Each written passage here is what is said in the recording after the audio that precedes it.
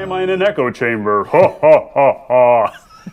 I do this to him every time. Hey, Pelham, are we live? We are live. No, wait, are we live? Do the 5 forward. Did we do that one? We did. Yep. All right. We got to the one. All right, just edit that in post-production for me. Will do. Okay. You're going to use that echo voice all the time now if you can. Yeah, like totally. every meeting will be like the voice from the gods. Yeah. Hello!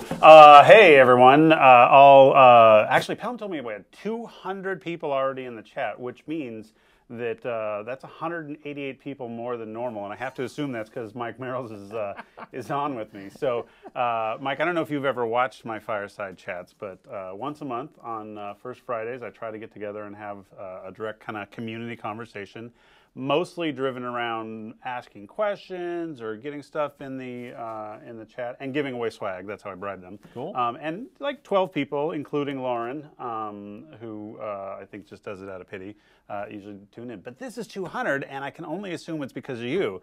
I don't think it's because I said that we might have some spoilers. Actually, I have to admit, because I know I'm very sensitive about my Twitch numbers. Yeah. My mom actually has 188 Twitch accounts she's created. Oh. And she launches them all at once, and so she's always there to give me a boost. So. Do you ever do that thing where you check and see how many of your Twitter followers are robots? I don't want to. Yeah, me I neither. just assume they all are. Yeah. I assume Twitter's just an elaborate Yeah. mobile game I'm playing. Because it's pretty much if it comes back and tells me that 80% of them are robots and 20% of them are my family, then I'm going to be really sad. Well, but when the robots eventually take over, they might be like, hey, we like this guy. We followed him. Oh, maybe the robots will actually decide who they're going to fold in by our follower, how many numbers we have. Exactly. Okay, all right. So I always feel weird because I feel like I'm talking to you guys, you're watching me, but I can't see you. So I like having someone here. This is pretty fun. Bart jumped on for our Swagapalooza last time, and Mike's jumped on now. I asked Mike if we could give some sneak peeks on stuff, because that's the only thing you guys ever ask when I ask for any more questions. And he said a firm maybe. Very firm. And those of you guys who don't understand the relationship, Mike is our creative franchise director, meaning he leads all of the design and development for the products and the worlds that we're building. And I am his manager, so therefore I have to listen to him. Like, it's a really weird scenario. So I ask him if it's okay. It's the strangest things on reviews. Like on reviews, I'm like, Mike, how are you doing? Should I give you an A+? So yeah, I'm sure it's healthy. I'm sure that HR is not watching, so we're cool. They don't watch Twitch.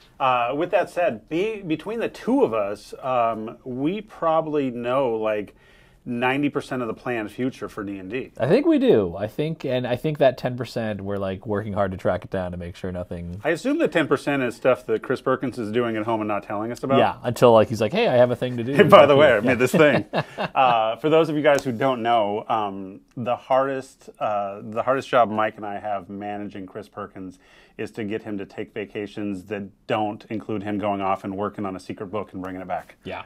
It's like, Chris, take a vacation. And he's like, no, I did. And I'm like, yes, but you just wrote a manuscript while you were on vacation. That doesn't count. So, yeah, he's a robot. Richard's similar, because Richard, for his D&D campaign, he likes to do art. So he'll do custom art of monsters and characters, and then he'll bring in and say, hey, I have a new monster. Or like, this old monster from like the old Fiend Folio. Here's a sketch I did, so maybe we could find a home for it. So yeah. Well, I mean, we've seen that with Sean Woods lately, though, too. Yeah. I mean, all of a sudden, Sean Woods, hey, I did some stuff for some future secret projects you guys are working on. What do you think? You're like, awesome. So I think that is actually just a good sign that everyone's having a lot of fun working on D&D. So we hope you guys are having fun playing it. Yes, robot confirmed.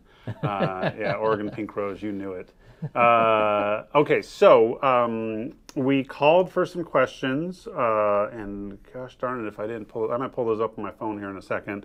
But we're also going to take questions in here. You guys know the format on the Fireside Chat. We do some talking, kind of tell you how things are going, ask some questions. So why don't we start with just in the text or in the chat room here? Why don't you guys throw out some questions for Mike and I that you really want answers to, because everyone knows Chris Perkins is a robot. We don't need to answer that. Put question at the front of your question so it's easy to see, says Lauren Oboe Crazy. Totally agree. Dove King 53, question 1, what's in the box? I don't see a box. Yeah, so no box. All right, any other questions? Question number 2, where can I get that notebook? This notebook, I'm going to have to apologize to you guys. As fans, we wear and see a lot of stuff that you get. And I want you guys to get as much of it as possible. You guys know that I spent like the last 3 or 4 of these Fireside Chats talking about the work that we're doing to try and make sure we get some kind of loot store up that has access to all the cool swag and stuff. However, there will always be like 1 or 2 things a year that I get made just for the team. I like to take care of Kate and Richard and Mike and the whole team works on this by giving them some stuff that really is just an outward symbol of how special I think they are and how much work they do. So this particular one was a bespoke one-off. I forgot who made it for us technically, but I mean I think we ordered less than 50 of these, and it's not one that we share out. So sometimes you'll see a product like this that's not. Now this Archon shirt, on the other hand, I bought this on Joe's 359 store. So if you guys want the Archon shirt, you're good. Although Mike is wearing a bespoke. This is Wizards gift. So once a year, Wizards will usually give everyone in the company some kind of new piece of apparel or blanket or cool stuff or whatnot that is all the brands. And this is 2 or 3 years ago version. Yeah, this is from the 2 or 3. Yeah. We've got last year's hoodie. Was another awesome one where Emmy Tanji did a great design mashup on the thing. So, this particular one. But part of what we're working on this year is to do a lot more what I'll call lifestyle merchandise for people to kind of celebrate the brand. We've got a lot of partners come on board. We just did a roundup. 2017, we had 10 licensed partners. 2018, we have 25. Oh, wow. So we have a lot of stuff in the pipe. That's news to me, too. That's wild. Yeah. So things like cool notebooks, they're similar to this or like it or whatnot, is definitely part of the idea. This is fun because when Hillary gets the samples in, that's always a fun day. It's like Christmas. Yeah. Yeah, I know. It's definitely, I walk by Hillary's desk once a week, just, what do you got new? And she sees me poking around. She's like, I don't have anything, Nathan. Although... is Justin Zoran watching the stream? Question from Joe Hills. What is a licensed partner? Okay, hang on. I will get to that in just a second, I promise. Justin Zoran is the president of WizKids, for those of you who don't know. And she just showed me today the newest thing that they're working on that they're unveiling at Toy Fair next week. Have you seen it? I don't think I have. Well, let me just tell you that it is amazing. See, she knows she can't show me. I know. She's like, oh, here's the new thing. I'm like, oh, so... because I'll email Justin like, hey Justin, could I get Well, let me just tell you, I had kind of the same reaction to this one as when I saw the Beholder trophy statue. All right, so Joe Hills, gosh, that's moving a little fast. You asked, what's a licensed partner? I don't want to get too much into the business side of stuff, but you asked, so I'll do it. But Dungeons and Dragons, is a Wizards of the Coast brand, which is owned by Hasbro, and so all the things that WotC or Wizards of the Coast or Hasbro makes, that's a first-party product, if you will. And then when we work with partners like WizKids or Perfect World or whoever to make products out there, they're under our official license with us. So we call them a licensed partner because we are the licensor, they're the licensee. So when you work with us on that, it means that's where the mics are. What's under your hand? When they work with us, they get access to our logos, to our trademarks, the rights to use those things and that. They also, more importantly, get access to our team, to Mike Merrill's and his team, to the art team, to the World Guides, Story Guides and stuff so that we can collaborate and make really cool stuff together. So like this right here is a notebook that we made, this personal thing. It's not for retail. But if BioWorld, which is one of our licensees, were making this and putting it for sale on ThinkGeek.com, that would be a licensed partner and licensed product. So that's a long answer to that one. It's a mimic. Yeah, there's definitely a mimic in the box. Hey, Pelham, can you do me a favor? Is there any way to tell me if there was any old, there you go, any questions I missed up there? On here. And Mike, do me a favor, keep an eye out here too. If there's good questions that come in and get that. I did see a question about Goodman Games, speaking of partners. Okay, cool. So Goodman Games, they're producing a collector's edition of Keep on the Borderlands and In Search of the Unknown, B1 and B2, modules from the late 1970s. So they just sent over their final layout about 2 weeks ago. We had a few minor changes for them to make, but they have gone to approvals, and so I believe they actually have the product up for pre-order now on their website. So that'd be at goodmangames.com. This is a collection of it reproduces the different significant printings of both B1 and B2. It's really aimed at collectors. That's what Goodman Games does a good job with, is going back and tracking down the original designers, tracking down all the different art and the different versions of the product. But it does also include a complete 5th edition conversion of both adventures. And if you remember, In Search of the Unknown back in the day was essentially an empty dungeon you got to stock yourself. So in their conversion, what was the letter number on this module? The B1 and B2. B1, B2, okay. So they've gone through, they've added monsters to that dungeon, NPCs, and so it's a complete campaign. That really has that old school feel, because that's basically the reason why we work with Goodman is that they really respect the game's history, and we're excited to have the sort of collector's edition of this classic adventure. So I believe he's looking to release that in... I want to say GaryCon in March. He's hoping to have first copies off the printer to show off. And so those will probably be making their way to retail. I don't think he has his print schedule yet. Wait, do you think he's going to take them to GaryCon? He might have some copies there. Are you going to go to GaryCon? I'm going to be at GaryCon. All right, because one of the things that I looked up on there was convention schedule in there, in the question. When are we going to post the convention schedule? I'm not 100% sure.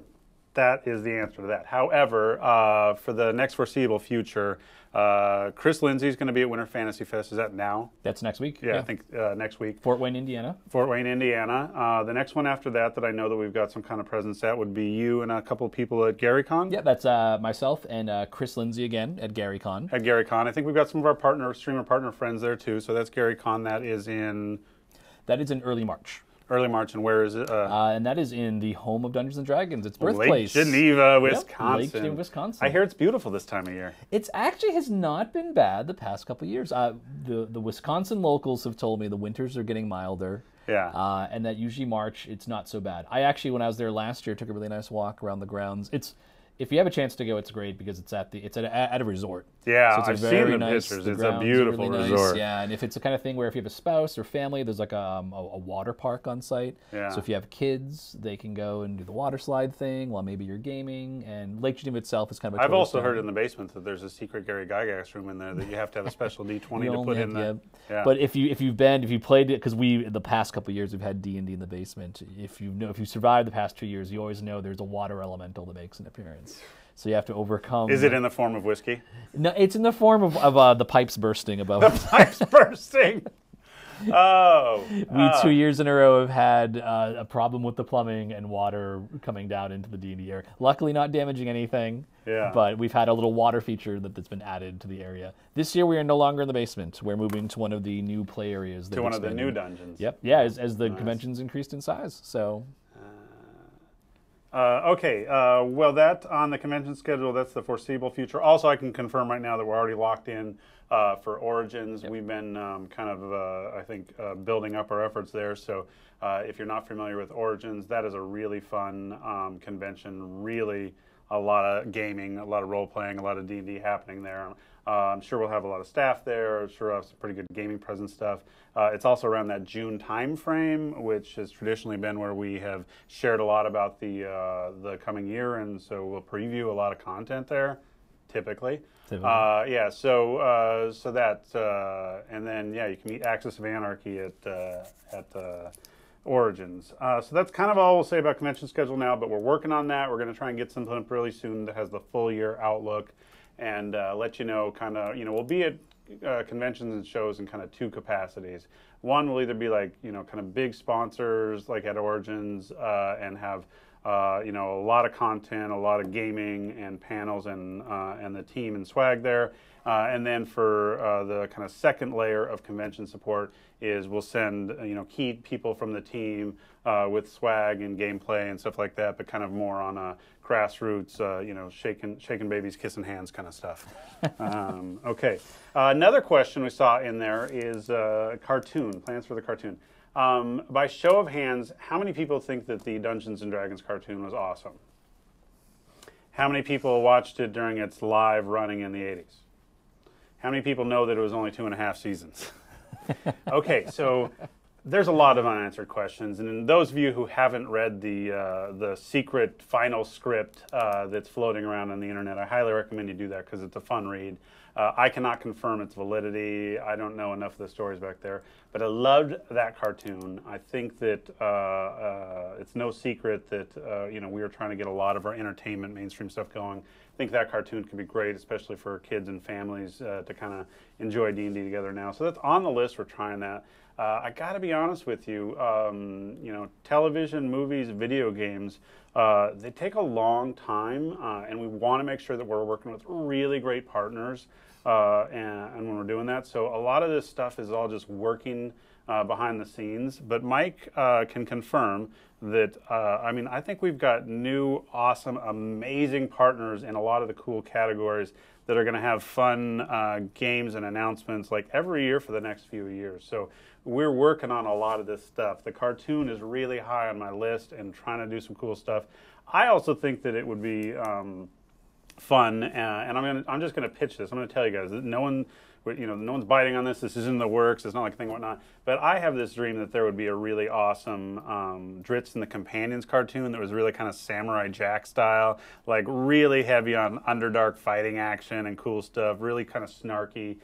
Sense of humor. I'd love the. I'd even love the. Who did Dexter's Laboratory? I'd like the. I'm blanking on his name, but it's not. Is it the same guy who did Samurai Jack? Chat, is it? Help us. Is it Gendy Tart? I'm gonna mess his name. But you up. know what I mean. Some stuff like that. It's so not the same. Is it? I might be. I used to know this stuff. So I think that would be awesome. You know, what I mean, so we're definitely working on all this stuff. It's just the things that we don't make 100% in this building. We go through a pretty big phasing period to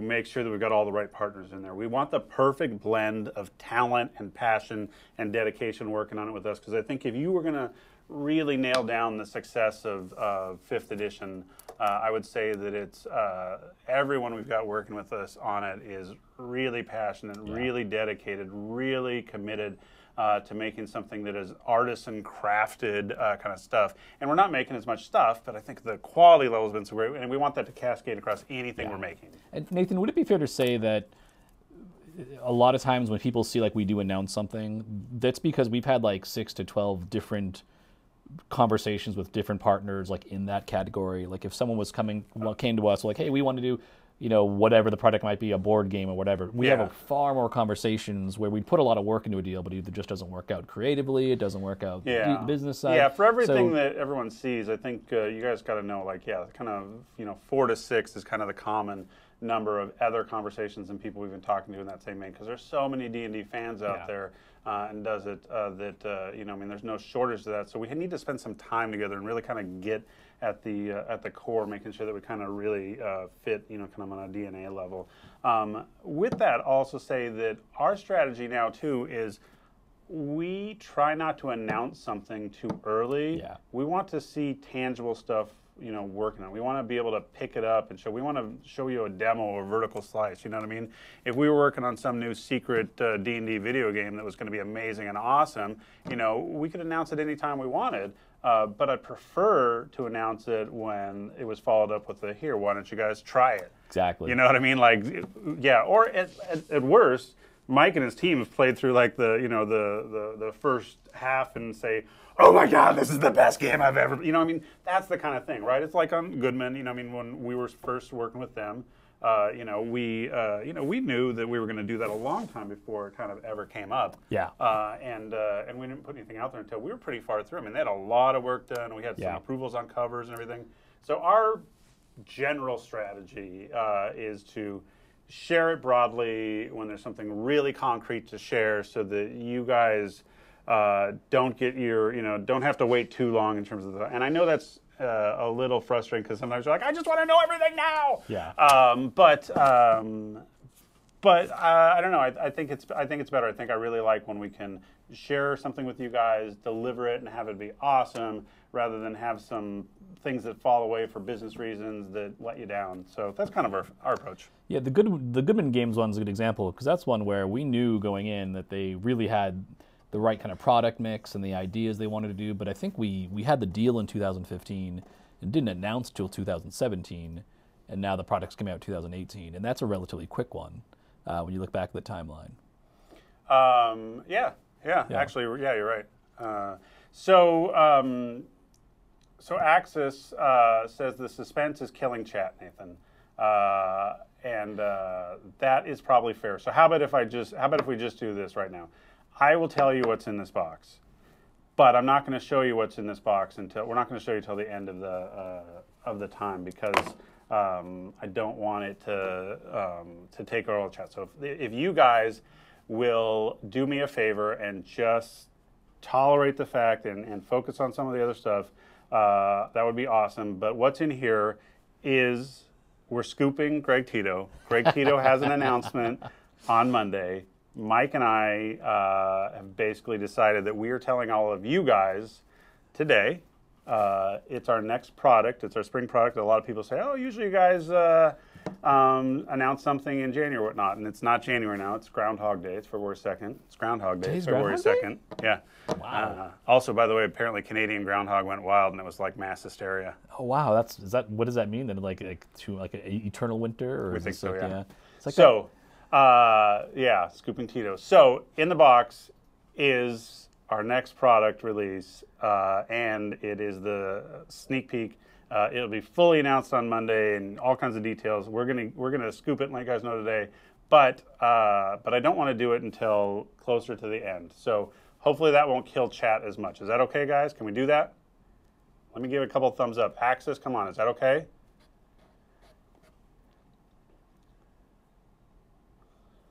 And Chaotic Good Boy, January 26th, about something you're going to send me. Okay. Groundhog, yes. Rise for 6 months. No, I guess, Nathan. Okay.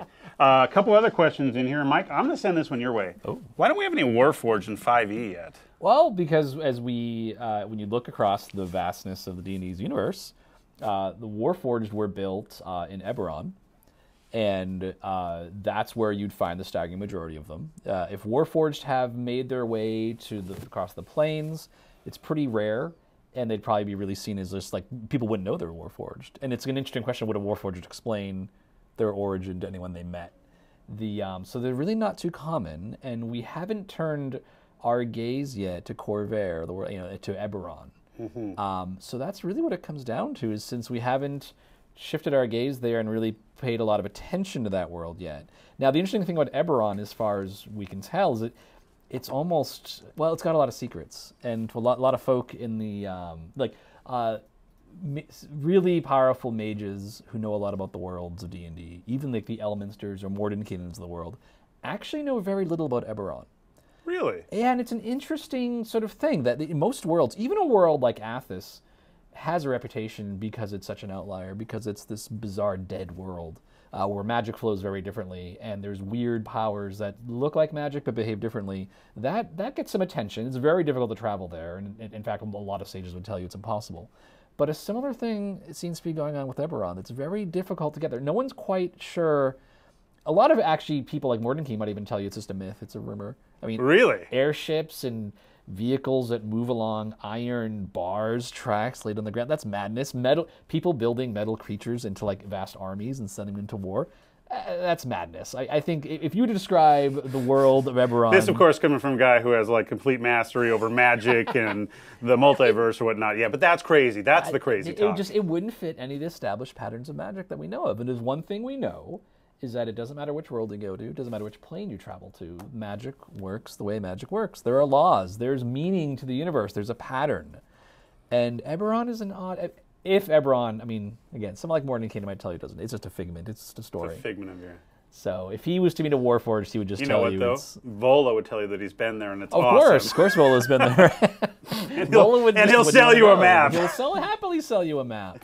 Okay, so that's kind of our answer on Warforged. However, I did want to answer a couple other questions in there that kind of related to that as well, which is someone said, are you going to keep doing streaming stuff with Maze Arcana for the foreseeable future? Weird question in the sense that I don't know that we usually kind of get into those exact details, but Rudy and Satine and their whole crew are awesome. We love them. They've been great fans and friends of the brand, and of course we're doing more stuff with Maze Arcana. We love them. We got a lot of plans for the year, total stuff. and they typically do Eberron content on Sunday nights, and they're good friends with Keith Baker, who was one of the key designers on Eberron. So He's you know, creator. So their stuff that they're doing there, you know, I mean, that's got some fun Eberron stuff. So you know, if you wanted to, you know, bring one into a different campaign or world and stuff, I mean, number one, I'd hit those guys up online and just be like, hey, what's some story hooks you can put for that? But in general, yes, we're always working with them, love them, and they're doing a lot of Eberron stuff as well as their Sirens of the Realm and other stuff. So that's cool. Also, a related question in here was, are you doing special stuff for DM's Guild for 2018? And I will tell you the answer is yes. Okay, done. No, I know, that's a silly one. Never ask a yes or no question, but I get the question. You're, what are we going to do, what not? We're not going to tell you yet. We've got 2 or 3 really kind of fun plans, I think, for DM's Guild for this year.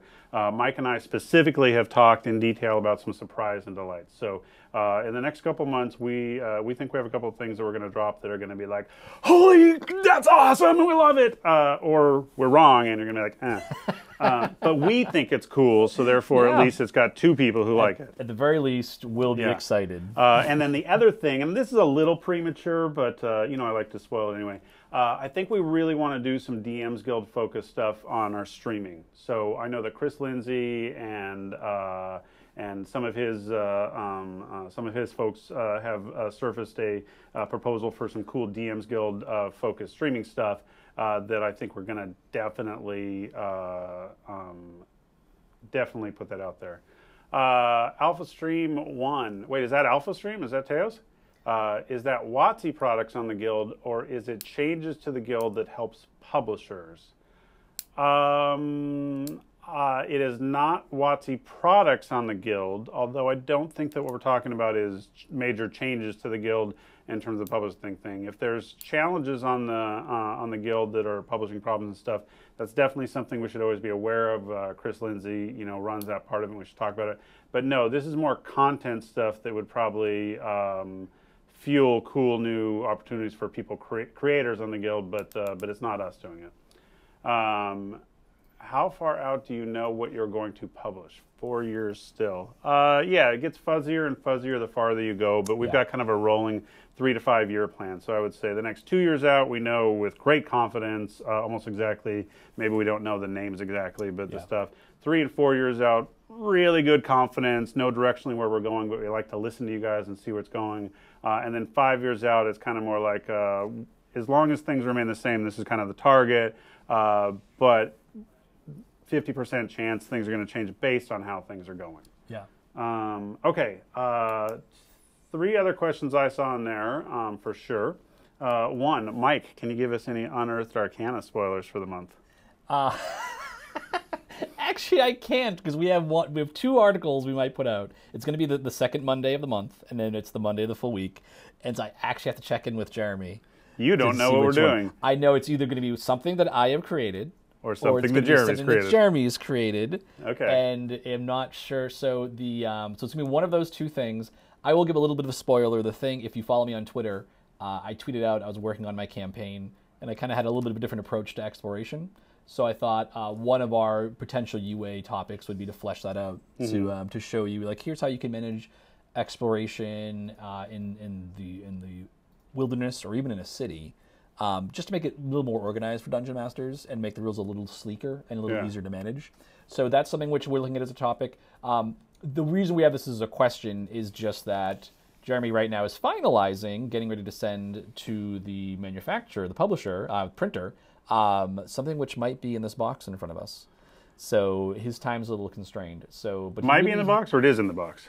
I think it's in the box. It's in the box. I have not seen the. I actually didn't. I've not. Yeah, seen that's the box true. yet. Actually, so it could be full of scorpions. This might be how. You, I hope it's not. Yeah, seriously. Wow. So that's why we're a little uncertain there, because Jeremy will know on Monday whether he has time to finalize the article he was working on, or if we'll go ahead and take this material I've written up and present that. Okay, cool. I saw another question in the chat that said, what's happening on June 1st? And I don't know. What's happening on June 1st? Why that question? That's a very specific question. It might be Groundhog Day Part 2, maybe with the Canadian groundhog going nuts. Oh, there's a second Groundhog Day. That'd be very Groundhog Day-like. Nice. Yeah, I vote for Scorpions. No, I definitely vote for Scorpions. Don't vote for Scorpions.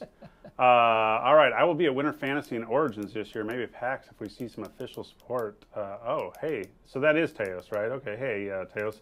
Also, fun note, Teos knows that I love his Adamantine Chef Supreme Challenge module, which is up on the DMs Guild, and so I've started running that internally for lots of the D&D team starting yesterday.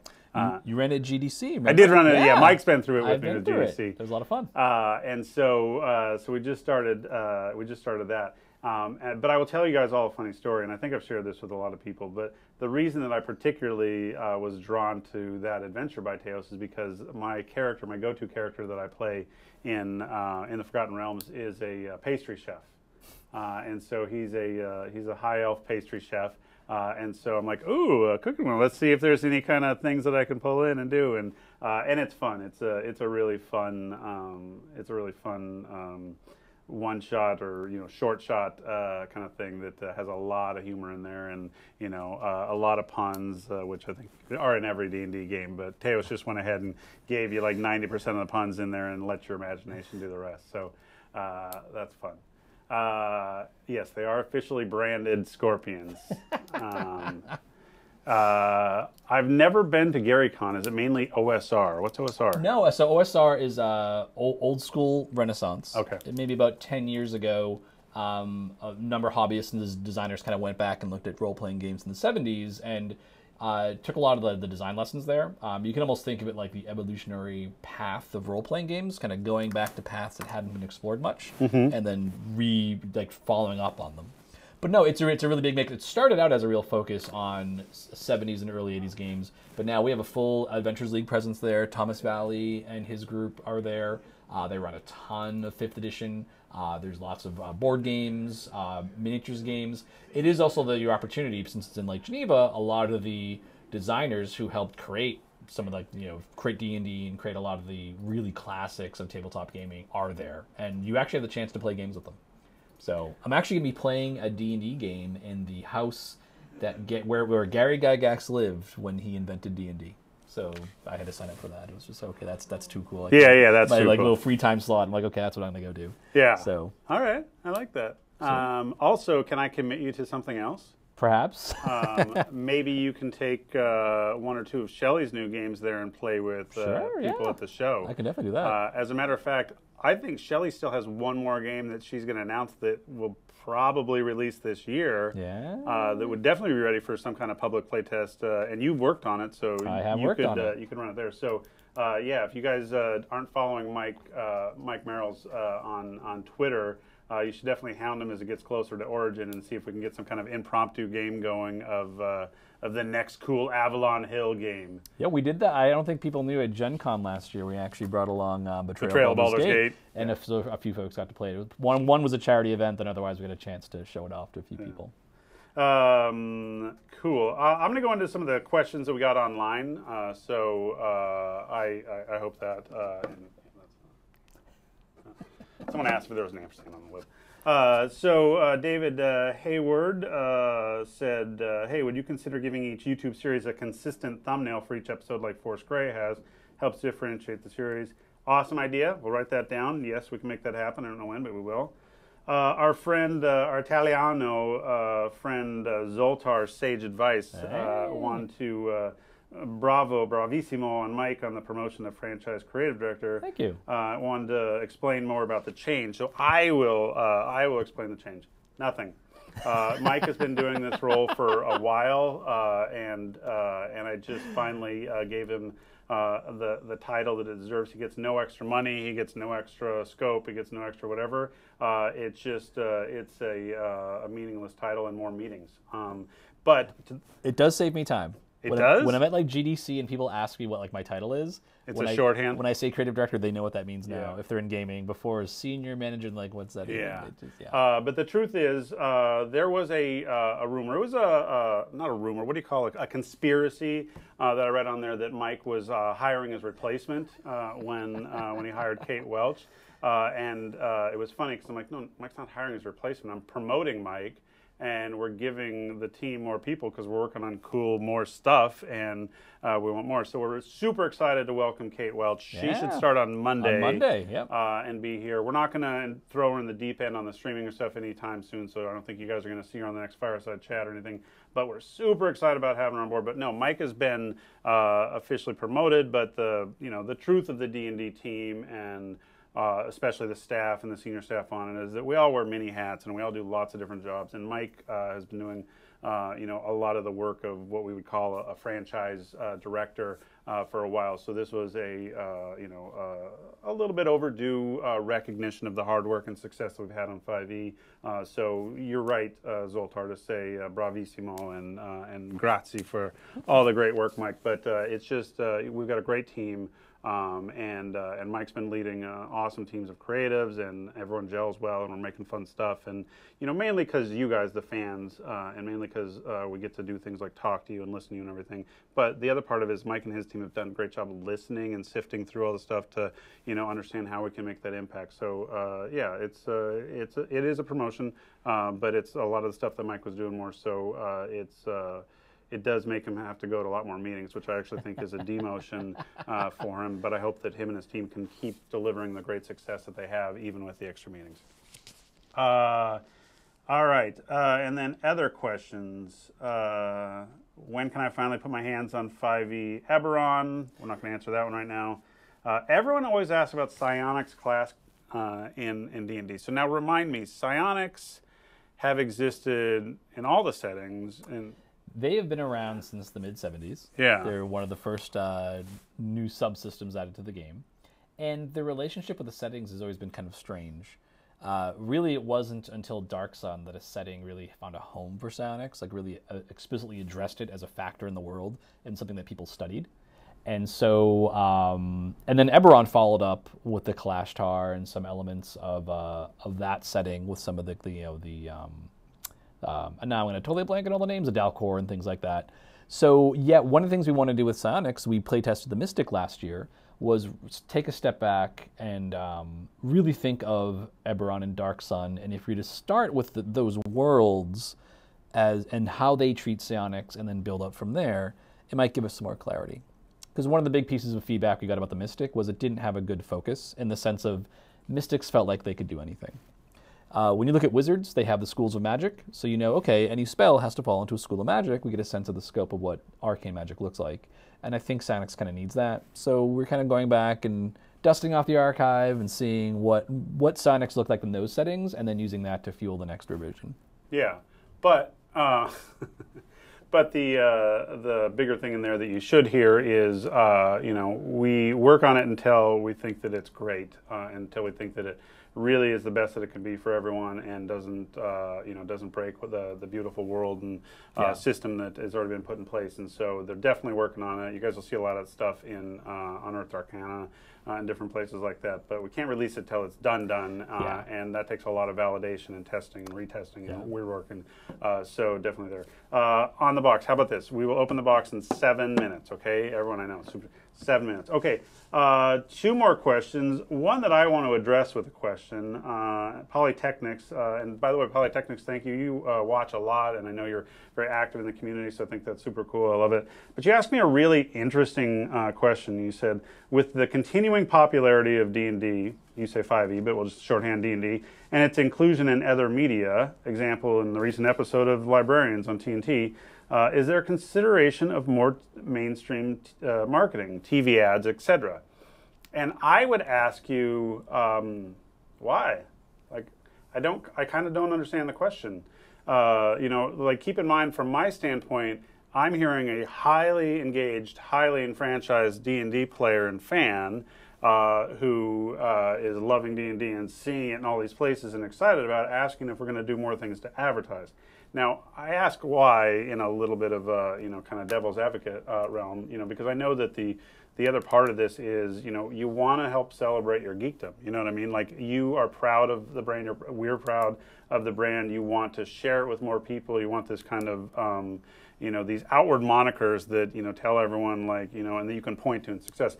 I look at it, and anybody who follows Liam O'Brien or Matt Mercer on Twitter, You've seen some pictures lately of them pointing to the outdoor advertising for the Critical Role show, and the creative's really fun, right? They did like the throwback, kind of felt like old TSR ads, and kind of 70s, 80s or whatnot. I go to LA all the time. There's a million billboards there. You drive around and you see all the billboards there. I have a really hard time believing that people look at that billboard and then it translates into watching a show that they see on a billboard. But I think that Liam posting a Twitter picture pointing to the billboard and spreading that on Twitter is a really big deal. So mainstream advertising to create awareness, it's different. It's interesting. I've been marketing for a long time now. I've done a lot of TV advertising, outdoor advertising, grassroots, convention, you name it, on the thing. And I don't love just straight advertising. I love what we do better, which is community engagement, influencer marketing and stuff.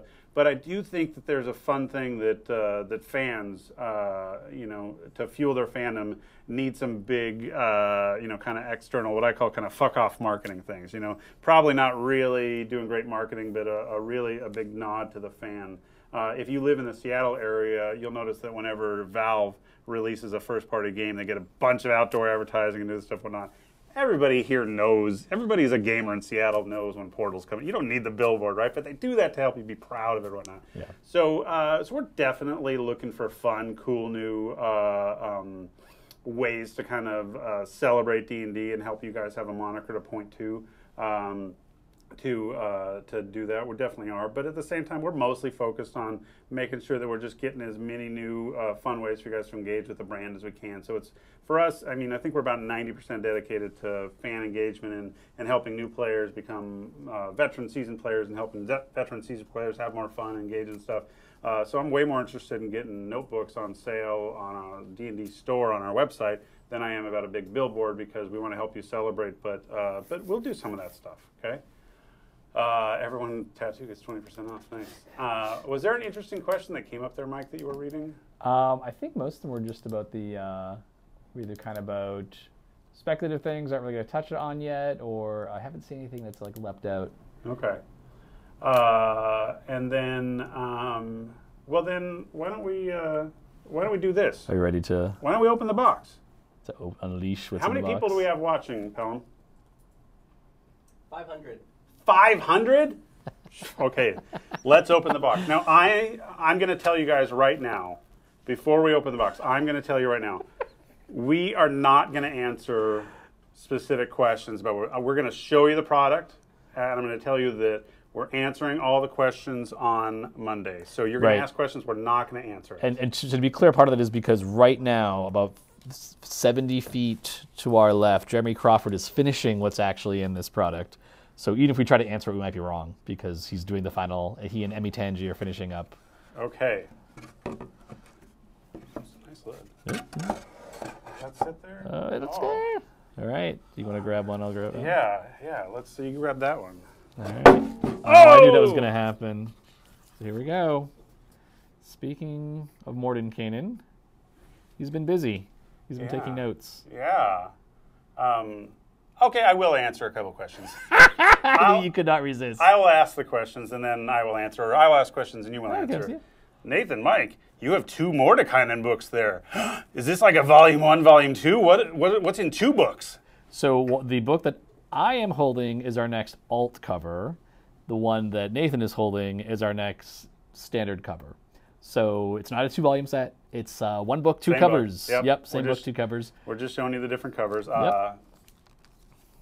What is this? Oh, and this one does have the. Yeah. I wasn't sure if we handled that yet. You guys always ask for the scoops, the sneak peeks, or whatnot. I'm sorry that we're not giving you a little more of a scoop, but honestly, you guys are, you guys are the ones watching and playing with us all the time. You're here spending your time with us, whatnot. So on Monday, we're going to have a press release or whatever you call it out there. Gives a lot of details on the timing and all the details and questions you're going to ask. I assume that will be followed up by you and Jeremy specifically having a lot of Twitter conversations and engagement with the audience about it or whatnot. So So here's the deal. You guys know early. You guys know everything today through the weekend. You or anybody you guys tell will be the only ones who know the future for Monday. And so for that, just gloss over the part where you don't know all the exact specific details, and then when you see all the details on Monday, act surprised, so that Greg Tito doesn't get mad. Actually, chat, if you want, you tell people we told you everything, but you're not going to share. Because only if you're in chat and watching live do you get all the information. Yeah. So, so wait.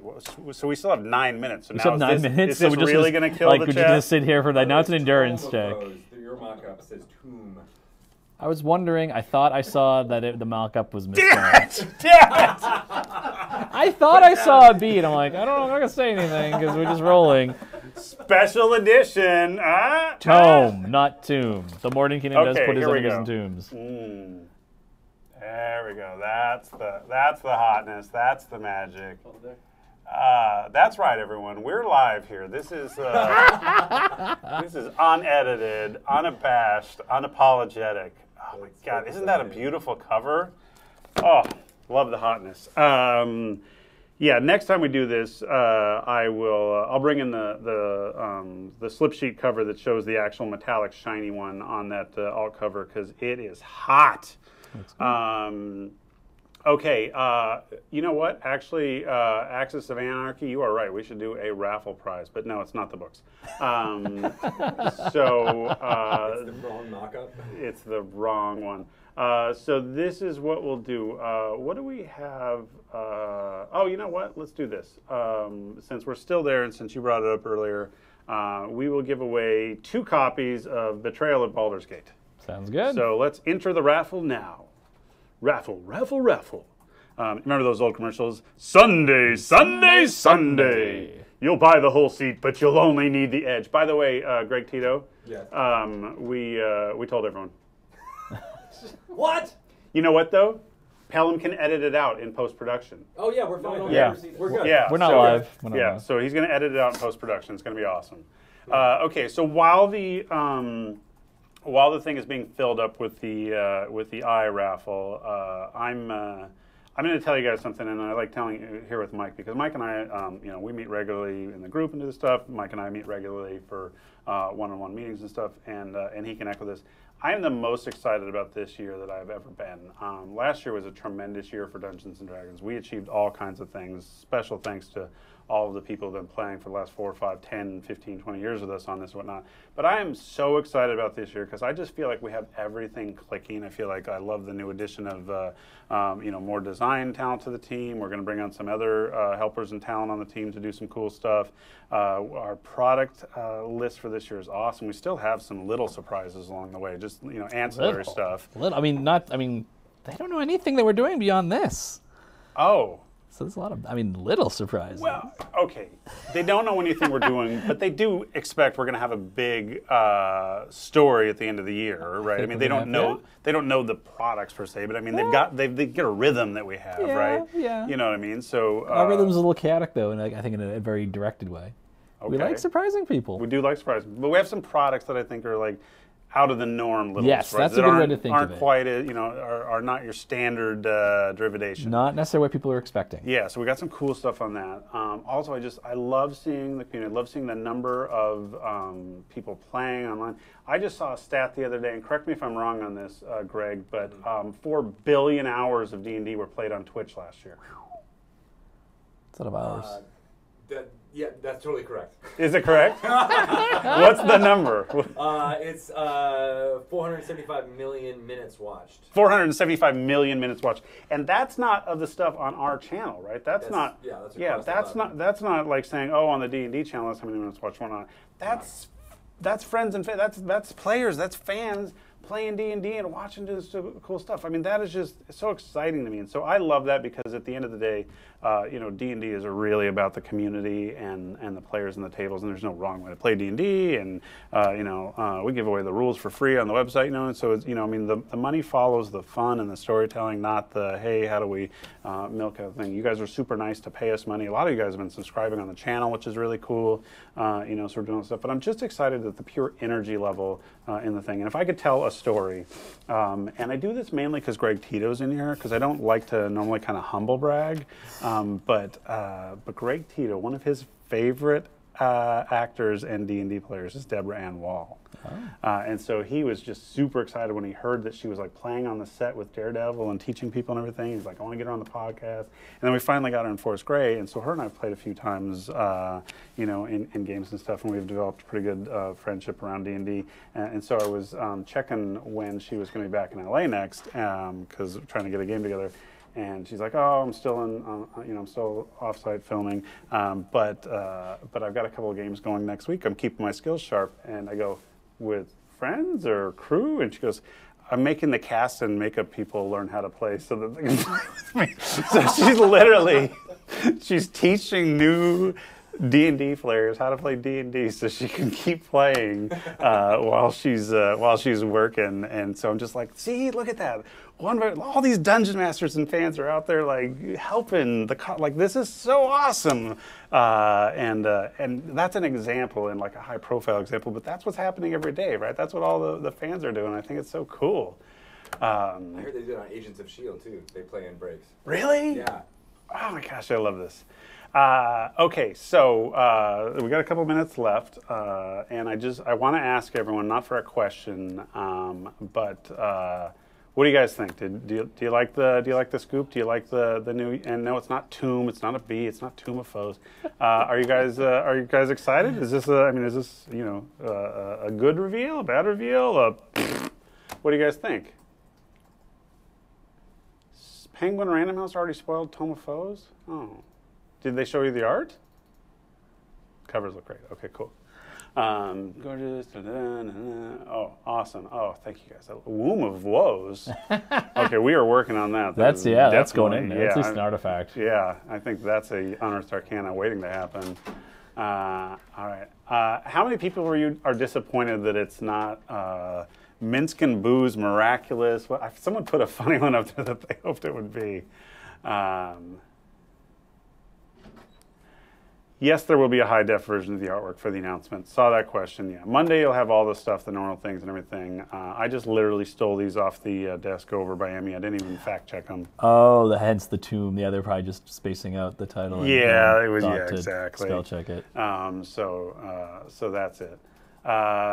Tomb of Foes would be a good adventure. Yes, I would, actually. We have to, create that now. Yeah, well, you know what? Maybe maybe in Chris Perkins' spare time that he has none of because he's working on stuff. Monster Manual 3, no. Sorry, guys, not the thing. But again, all your questions will be answered on Monday. Not like the J.J. Abrams version, but like the real. The real actually will be, yeah. Yeah, exactly. So that's kind of it. So sorry there weren't as many giveaways this time, but I think this spoiling was some of our better spoiling. Also had Mike Merrill, so I think the conversations were fun. And we're going to get our convention schedule up as soon as we can on there. We're going to share the next wave of Twitch programming for the next wave soon. We're working on everything. We're really, really working hard to make sure that we keep giving you guys cool stuff to play and talk about and share with your friends.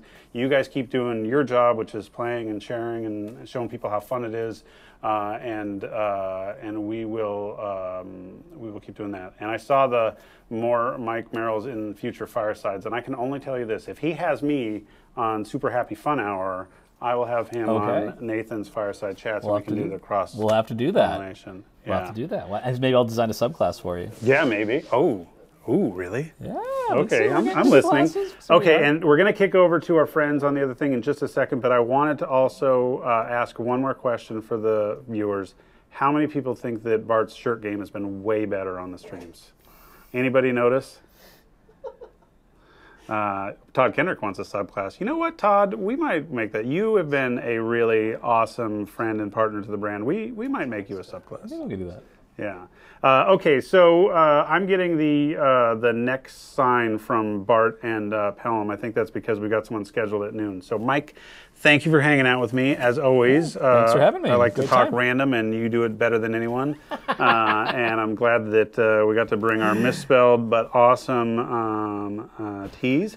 Everyone look for the next Fireside Chat, which will probably be first Friday of March.